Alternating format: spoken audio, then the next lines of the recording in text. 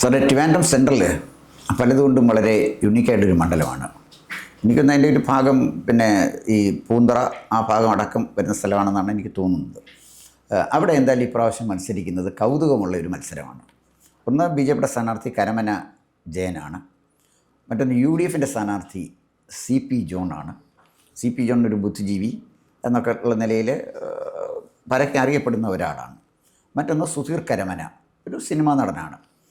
അതിനപ്പുറമുള്ള പ്രാധാന്യത്തെക്കുറിച്ച് എനിക്ക് അറിയില്ല. ഇവരെ രണ്ടുപേരെയും കൃത്യമായിട്ട് നമുക്ക് മനസ്സിലാക്കാൻ പറ്റുന്നുണ്ട്. സുധീർ കരമന നല്ല നടനാണ്, അതിനപ്പുറം ഒന്നും പറയാൻ പറ്റില്ല. ഈ മത്സരത്തിനെ സാറ് എങ്ങനെയാണ് കാണുന്നത്?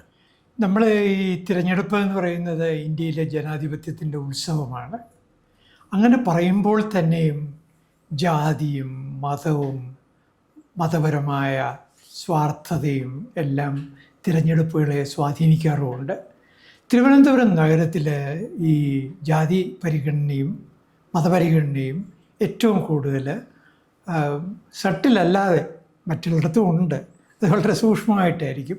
ഇവിടെ പരസ്യമായിട്ട് തന്നെ അത് പ്രകടമാകുന്ന ഒരു നിയോജക മണ്ഡലമാണ് ഈ തിരുവനന്തപുരം സെൻട്രൽ. പണ്ട് തിരുവനന്തപുരം വെസ്റ്റ് എന്നാണ് പറഞ്ഞിരുന്നത്, പല പേരുകളിലും അറിഞ്ഞിരുന്നെങ്കിലും ആ മണ്ഡലത്തിൽ.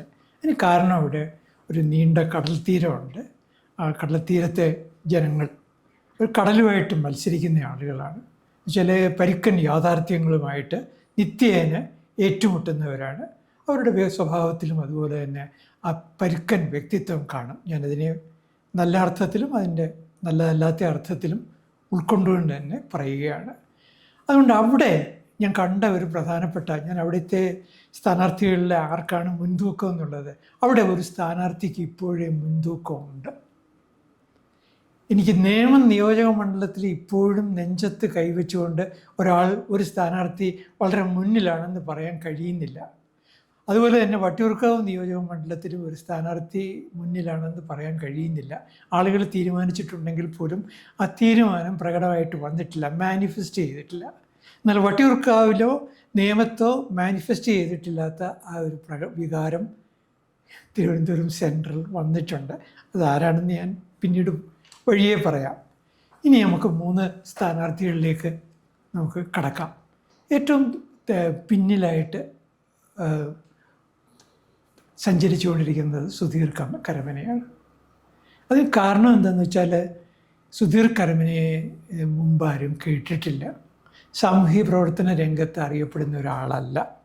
നല്ല നടനാണ്, ഒരു ദോഷവും പറയാനില്ല. അധ്യാപകനായിരുന്നു നീണ്ട കാലം. വോളണ്ടറി റിട്ടയർമെൻറ്റ് എടുത്തിട്ട് സിനിമയിലേക്ക് പോയതാണ്. കരമന ജനാർദ്ദനൻ നായരുടെ മകനാണ്. ആ നിലയിൽ അറിയുന്നവരുണ്ട്, അധ്യാപകനായിട്ട് അറിയുന്നവരുണ്ട്. ഇങ്ങനെയൊക്കെ പറഞ്ഞാലും അദ്ദേഹത്തെ ഒരു സ്ഥാനാർത്ഥിയായിട്ട്, ഞങ്ങളുടെ സ്ഥാനാർത്ഥിയായിട്ട്, തിരുവനന്തപുരം ശൈലിയിൽ പറഞ്ഞാൽ നമ്മുടെ സ്ഥാനാർത്ഥിയായിട്ട് അവിടെ ഇടതുപക്ഷ പാർട്ടികളിൽപ്പെട്ടവർ പോലും അംഗീകരിച്ചിട്ടില്ല എന്നാണ് എനിക്ക് കിട്ടിയ ഒരു ഫീഡ്ബാക്ക്. എങ്കിലും അദ്ദേഹം വളരെ ആക്റ്റീവായിട്ട് പ്രവർത്തിക്കുന്നുണ്ടെന്ന് മാത്രമല്ല, വരും ദിവസങ്ങളിൽ അദ്ദേഹത്തിന് ഇപ്പോൾ ഉള്ള ഒരു സമ്മതിക്കുറവിനെ അദ്ദേഹത്തിന് മറികടക്കുവാൻ സാധിക്കുമായിരിക്കാം.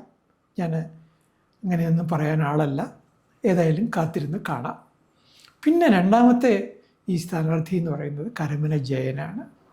കരമന ജയൻ എന്ന് പറയുന്ന കാൻഡിഡേറ്റ് ഒരു പ്രാസംഗികനൊന്നുമല്ല.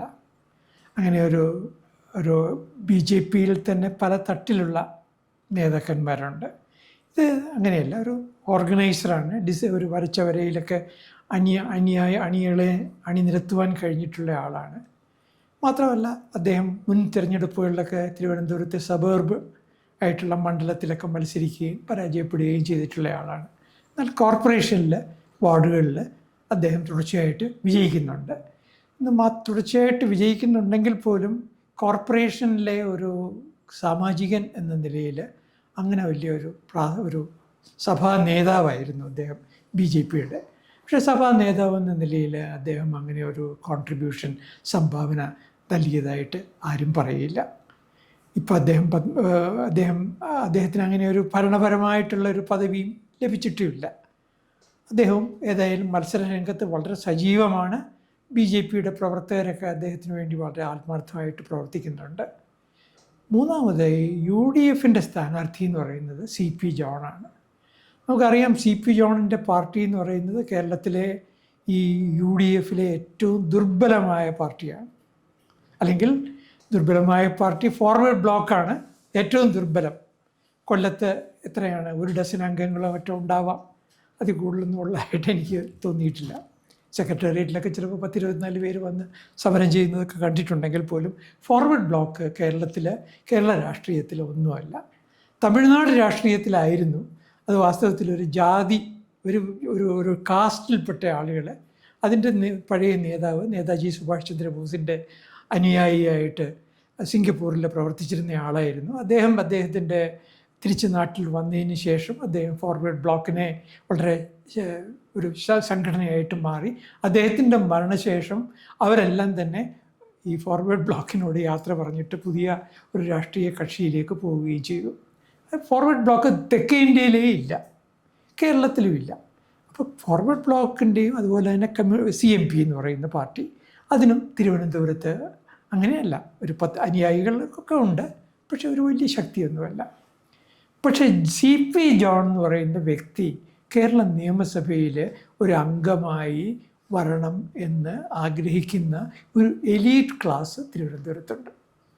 ആ എലീറ്റ് ക്ലാസ് CP ജോണിനെ വിലയിരുത്തുന്നത് അദ്ദേഹത്തിൻ്റെ ടെലിവിഷൻ ചാനലുകളിലെ ഡിസ്കഷനുകളിൽ പറയുന്ന ഉചിതമായ വിലയിരുത്തലുകളും വിശദീകരണങ്ങളും കേട്ടിട്ടാണ്.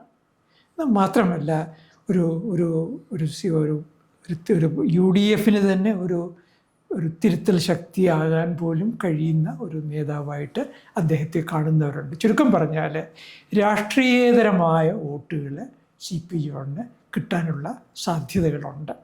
ഇപ്പോൾ പ്രകടമായ ഒരു എഡ്ജ്, അങ്ങനെ നിയമത്തിനെ പറ്റിയോ അല്ലെങ്കിൽ പറയാൻ കുറച്ചുകൂടെ ആലോചിക്കണം. പക്ഷേ വട്ടിയൂർക്കാവിനെ പറ്റി പോലും പറയാൻ രണ്ടാമതൊന്ന് ആലോചിക്കണം.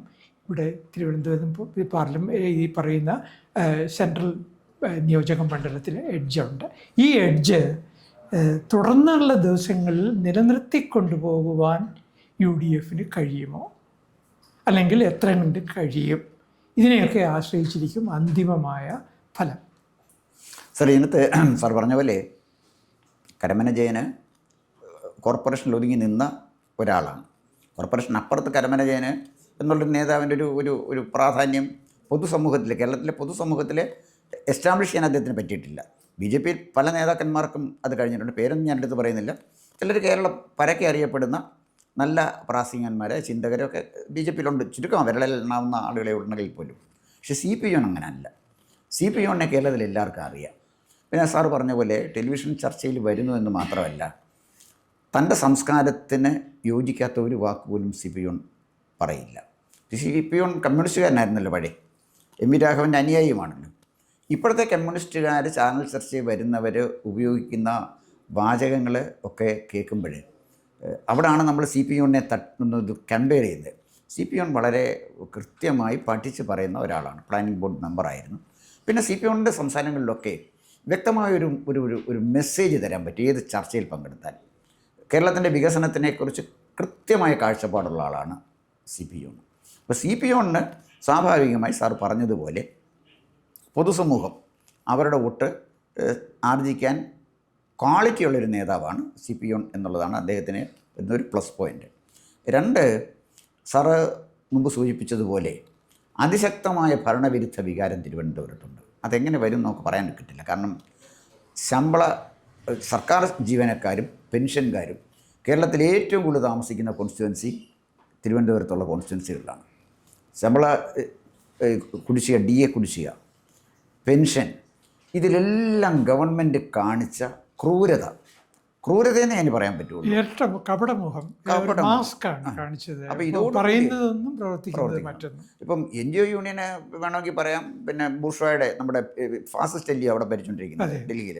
ഫാസിസ്റ്റ് DA ഒന്നും നമുക്ക് വേണ്ട, ഞങ്ങൾക്ക് സോഷ്യലിസ്റ്റ് DA എന്തെങ്കിലും കിട്ടുമ്പോൾ മതി എന്നൊക്കെ NGO യൂണിയൻ നേതാക്കന്മാർക്ക് പറഞ്ഞ് സ്വയം അപഹാസ്യരാകാം എന്നുള്ളതല്ലാതെ ശമ്പളം വാങ്ങിക്കുന്ന, അതായത് സർക്കാർ പിന്നെ സർവീസിലിരുന്ന് ശമ്പളം വാങ്ങിക്കുന്ന ആളുകൾക്ക്, DA കിട്ടാത്ത ആളുകൾ മുദ്രാവാക്യം വിളിക്കാൻ പോകുന്നത് NGO യൂണിയൻ നന്നാക്കാനല്ല, അവൻ്റെ വീട് നന്നാക്കാനാണ്. അപ്പോൾ NGO യൂണിയൻ ഏതാണ്ട് ദുർബലമായി കഴിഞ്ഞു. ഗസറ്റഡ് ഓഫീസേഴ്സ് അസോസിയേഷൻ്റെയും സ്ഥിതി ഒന്നും വ്യത്യസ്തമല്ല. ഏറ്റവും ഗതികേടിപ്പെട്ടിരിക്കുന്ന സാറേ AKPCT ആണ്. നമ്മൾ പിന്നെ അറിയാമല്ലോ, സാറ് ഗവൺമെൻറ് കോളേജിലാണ്, ഞാൻ പ്രൈവറ്റ് കോളേജിലായിരുന്നു. ഞാനും പ്രൈവറ്റ് കോളേജ് ജോലി ചെയ്തിട്ടുണ്ട്. അപ്പം ഏറ്റവും മോശമായ ട്രേഡ് യൂണിയൻ അല്ലെങ്കിൽ ഇത്തരം സർവീസ് സംഘടനാ നേതാക്കന്മാരുള്ളത് AKPCTക്കകത്താണ്. ഏറ്റവും മോശം. എന്തെങ്കിലും നക്കാപ്പിച്ച കൊടുത്താൽ പോകുന്ന ആളുകളാണ്. അല്ല, അവരൊക്കെ ഓരോ സ്ഥാനമാനങ്ങൾക്ക് ഞാൻ സാറിൻ്റെ പറഞ്ഞു എല്ലാം ഇതുപോലെ സ്വാർത്ഥന്മാരായ നേതാക്കന്മാർ വേറെ ഒരു സർവീസ് സംഘടനയില്ല AKPCT പോലെ. ഇത് ഇപ്പോൾ ട്രിവാൻഡ്രം എന്ന് പറയുന്നത് പെൻഷൻകാരും ശമ്പളക്കാരും അടങ്ങുന്ന ഒരു മണ്ഡലത്തിൽ ഈ ഭരണവിരുദ്ധ വികാരം മറ്റ് നിയോജക മണ്ഡലങ്ങളെക്കാൾ 10 മടങ്ങ് ശക്തമാണ് ട്രിവാൻഡ്രം. അതിൻ്റെ ഒരു റിഫ്ലക്ഷൻ ഈ 3 മണ്ഡലങ്ങളിലും ഉണ്ടാകും, ഏറിയും കുറഞ്ഞും. അതിൻ്റെ ഗുണഭോക്താക്കൾ ആരാണ് എന്നുള്ള കാര്യം തിരഞ്ഞെടുപ്പ് കഴിയുമ്പോഴേ നമുക്ക് പറയാൻ ഒക്കുള്ളൂ. സാറ് പറഞ്ഞതിനോട് എനിക്ക് യോജിപ്പാണ്. CP ജോണ് അവിടെ കൊടുത്തിരിക്കുന്നതിനകത്ത് ഇപ്പോഴത്തെ ഒരു നിരീക്ഷണത്തിൽ ഒരു എഡ്ജുള്ള ആൾ തന്നെയാണ് CP ജോൺ. പിന്നെ മറ്റൊരു കാര്യം, ഈ മുസ്ലിം ക്രിസ്ത്യൻ വോട്ടുകളുടെ വല്ലാത്തൊരു കൺസോളിഡേഷൻ ഇപ്രാവശ്യം UDFന് അനുകൂലമായിട്ട് വന്നിട്ടുണ്ട്. അപ്പം അത് ഒരു പരിധിവരെ CP ജോണിന് സഹായകമായിട്ട് വരുമ്പോൾ അതിനെ ഒന്ന് അതിജീവിച്ച് വരത്തക്ക വിധത്തിൽ അതിനെ ഓവർകം ചെയ്ത് കൗണ്ടർ ചെയ്യാൻ കരമന ജയനും അല്ലെങ്കിൽ BJPക്കും കഴിയുമോ എന്ന് കാത്തിരുന്ന് കാണാനൊക്കത്തുള്ളൂ. അല്ല, സുധീർ കരമന നമ്മൾ പിക്ചറിൽ വരുന്ന ഒരാളല്ല, വളരെ പിന്നിലാണ്. അതായത് ഒരു ചാവേറ് പോലെ വന്നു എന്നുള്ളതിനകത്ത് അതിനപ്പുറത്ത് സുധീർ കരമനെ പരിഗണിക്കേണ്ട കാര്യവുമില്ല. ഇത് മാത്രമല്ല, ആന്റണി രാജുവിൻ്റെ അനുയായികൾ സുധീർ കരമനയ്ക്ക് വോട്ട് ചെയ്യാൻ സാധ്യത കുറവാണ്. അല്ല, ആന്റണി രാജുവിൻ്റെ അനുയായി എന്നൊക്കെ പറയുമ്പോഴേ അല്ലല്ല, ജാതീയ അദ്ദേഹത്തിൻ്റെ കമ്മ്യൂണിറ്റിയിൽപ്പെട്ട ആളുകളുടെ കാര്യമാണ്. അല്ല, അതെല്ലാം ഒരു പക്ഷേ CP ജോണിന് പോകല്ലേ ഉള്ളൂ, അല്ലാതെ പിന്നെ കരമന ജയനത് വരെ കിട്ടാൻ സാധ്യത കുറവാണ്. എന്തായാലും ഇപ്പോഴത്തെ തിരുവനന്തപുരം സെൻട്രൽ മണ്ഡലത്തിൽ ഒരു ചെറിയ എഡ്ജുള്ളത് CP ജോണിനാണ്. അതിനെ അതിജീവിച്ച് പിന്നെ കരമന ജയന് വരാൻ കഴിയുമോ എന്ന് കാത്തിരുന്ന് കാണേണ്ടതാണ്. മറ്റ് 2 മണ്ഡലങ്ങളെ പോലെ നെക്ക് ടു നെക്ക് ഫൈറ്റ് ആണെന്ന് ഇവിടെ പറയാനില്ലെന്നാണ് എനിക്ക് തോന്നുന്നത്. തീർച്ചയായും അതിനോട് യോജിക്കുകയാണ്. എന്തായാലും ശരി, നമുക്ക് റിസൾട്ട് വന്നിട്ട് കാത്തിരുന്ന്. Okay sir, thank you. കൂടുതൽ വാർത്തകളും വിശേഷങ്ങളും നേരിട്ട് ലഭിക്കാൻ ജനങ്ങളിൽ നിന്ന് ജനങ്ങളിലേക്ക് ജനഭൂമി ന്യൂസ് സബ്സ്ക്രൈബ് ചെയ്യൂ. ബെൽ ബട്ടൺ അമർത്താനും മറക്കരുത്.